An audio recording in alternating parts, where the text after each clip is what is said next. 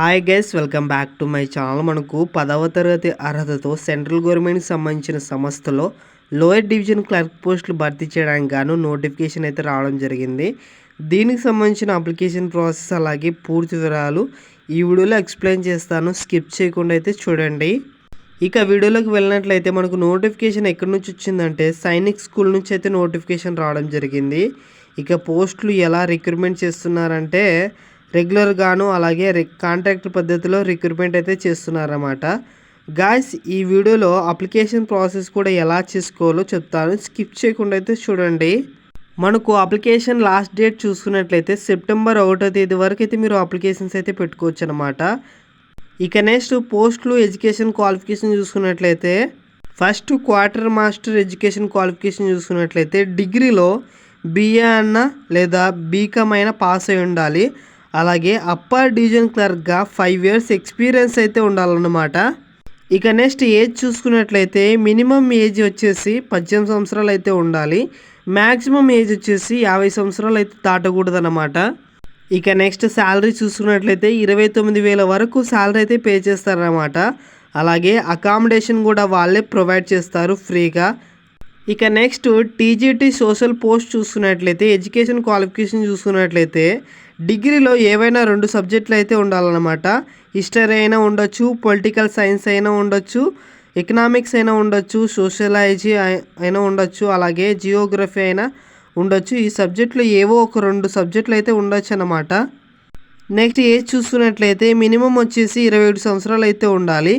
Maximum వచ్చేసి 30 సంవత్సరాలు అయితే దాటకూడదు అనమాట. శాలరీ చూసుకున్నట్లయితే 44,000 వరకు అయితే శాలరీ అయితే పే చేస్తారన్నమాట. అలాగే అకామిడేషన్ కూడా వాళ్ళే ఫ్రీగా ప్రొవైడ్ చేస్తారన్నమాట. ఇక నెక్స్ట్ టీజీటీ మ్యాథమెటిక్స్ పోస్ట్ చూసుకున్నట్లయితే ఎడ్యుకేషన్ క్వాలిఫికేషన్ చూసుకున్నట్లయితే డిగ్రీలో మ్యాథమెటిక్స్ సబ్జెక్ట్ అయితే ఉండాలన్నమాట. నెక్స్ట్ ఏజ్ చూసుకున్నట్లయితే మ్యాక్సిమం ఏజ్ వచ్చేసి 27 సంవత్సరాలు అయితే ఉండాలి. 21 సంవత్సరాల నుంచి 30 సంవత్సరాలు అయితే ఉన్న వాళ్ళైతే జాబ్కి అయితే అప్లికేషన్స్ అయితే పెట్టుకోవచ్చు అనమాట. శాలరీ చూసుకున్నట్లయితే 44,000 నుంచి 44,000 వరకు శాలరీ అయితే పే చేస్తారన్నమాట. అలాగే అకామిడేషన్ కూడా వాళ్ళే ఫ్రీగా ప్రొవైడ్ చేస్తారు. Next lower division clerk post చూసుకున్నట్లయితే 10th క్లాస్ అయితే పాస్ అయి ఉండాలన్నమాట. అలాగే టైపింగ్ స్పీడ్ అయితే ఉండాలి. 40 words per minute మీరైతే టైప్ చేయాలి. ఏజ్ చూసుకున్నట్లయితే 18 సంవత్సరాల నుంచి 50 సంవత్సరాల మధ్య వయసు ఉన్న వాళ్ళందరూ ఈ జాబ్కి అయితే అప్లికేషన్స్ అయితే పెట్టుకోవచ్చు అనమాట.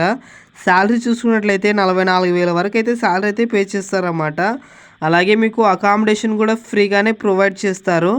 నెక్స్ట్ మనకు పీటీఐ కమ్ మ్యాట్రన్ పోస్ట్ చూసుకున్నట్లయితే ఈ పోస్ట్కి ఫీమేల్స్ మాత్రమే అప్లై చేసుకోవాలి.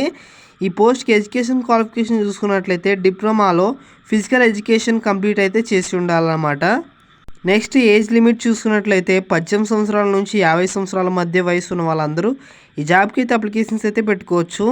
శాలరీ చూసుకున్నట్లయితే 21,000 వరకు అయితే శాలరీ అయితే పే చేస్తారన్నమాట. అలాగే అకామిడేషన్ కూడా వాళ్ళే ఫ్రీగా ప్రొవైడ్ చేస్తారు.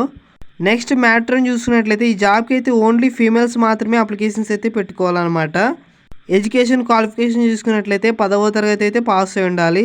అలాగే ఇంకా నెక్స్ట్ ఏజ్ లిమిట్ చూసుకున్నట్లయితే 21 సంవత్సరాల నుంచి 50 సంవత్సరాల మధ్య వయసు అయితే ఉండాలన్నమాట. నెక్స్ట్ శాలరీ చూసుకున్నట్లయితే 18,000 వరకు అయితే శాలరీ అయితే పే చేస్తారన్నమాట. అలాగే అకామిడేషన్ కూడా వాళ్ళే ఫ్రీగా ప్రొవైడ్ చేస్తారు. ఇక నెక్స్ట్ వార్డ్ బాయ్ పోస్ట్ చూసుకున్నట్లయితే 10వ తరగతి పాస్ అయితే ఉండాలన్నమాట. అలాగే మీరు ఇంగ్లీష్ అయితే ఫ్లూయెంట్గా మాట్లాడాలి. నెక్స్ట్ ఏజ్ లిమిట్ చూసుకున్నట్లయితే 27 సంవత్సరాల నుంచి 50 సంవత్సరాల మధ్య వయసు అయితే ఉండాలన్నమాట ఈ జాబ్కి అప్లై చేసుకునే వాళ్ళకి. శాలరీ చూసుకున్నట్లయితే 18,000 వరకు అయితే శాలరీ అయితే పే చేస్తారన్నమాట. అలాగే అకామిడేషన్ కూడా వాళ్ళే ఫ్రీగా ప్రొవైడ్ చేస్తారు మీకు. నెక్స్ట్ సెలక్షన్ ప్రాసెస్ ఎలా ఉంటుందంటే ఇక్కడ ఇంటర్వ్యూ కండక్ట్ చేసి మిమ్మల్ని అయితే సెలెక్ట్ చేస్తారన్నమాట. మీకు ఇంటర్వ్యూ ఎప్పుడు ఉంటుందంటే వాళ్ళే ఇంటిమేట్ చేస్తారు ఈమెయిల్ ఐడి ద్వారా. ఇక నెక్స్ట్ అప్లికేషన్ ప్రాసెస్ చూసుకున్నట్లయితే పోస్ట్ అప్లైడ్ ఫర్ మీరు ఏ పోస్ట్కి అప్లై చేస్తున్నారో ఇక్కడ రాయాల్సి ఉంటుంది. నెక్స్ట్ కేటగిరీ రాయాల్సి ఉంటుంది. మీరు జనరల్ వాళ్ళైతే జనరల్ అని, ఎస్టీ వాళ్ళైతే ఎస్టీ అని, ఓబీసీ వాళ్ళైతే ఓబీసీ అని రాయాలన్నమాట. ఇక్కడైతే మీరు ఫోటో అతికించాల్సి ఉంటుంది. ఇక్కడ మీ పేరు రాయాలి. అలాగే డేట్ ఆఫ్ బర్త్ కూడా రాయాలన్నమాట. అలాగే ఫాదర్స్ నేమ్ కూడా రాయాలి. అలాగే ఇక్కడ మీరు చూస్తున్నట్లయితే మెరిటల్ స్టేటస్ అంటే మ్యారీడా అన్మ్యారీడా అని స్టేటస్ అయితే రాయాలన్నమాట. తర్వాత మొబైల్ నెంబర్ కూడా రాయాలి, ఆల్టర్నేట్ మొబైల్ నెంబర్ కూడా రాయాలి, తర్వాత ఈమెయిల్ ఐడి కూడా రాయాల్సి ఉంటుందన్నమాట. తర్వాత నేషనాలిటీ ఇండియన్స్ అయితే ఇండియన్స్ అని రాయండి. తర్వాత రిలీజియన్ కూడా రాయాలి, కేటగిరీ కూడా రాయాలన్నమాట. లాంగ్వేజ్ నోన్స్ మీకు ఏ లాంగ్వేజెస్ వస్తాయో అవి కూడా రాయాలి.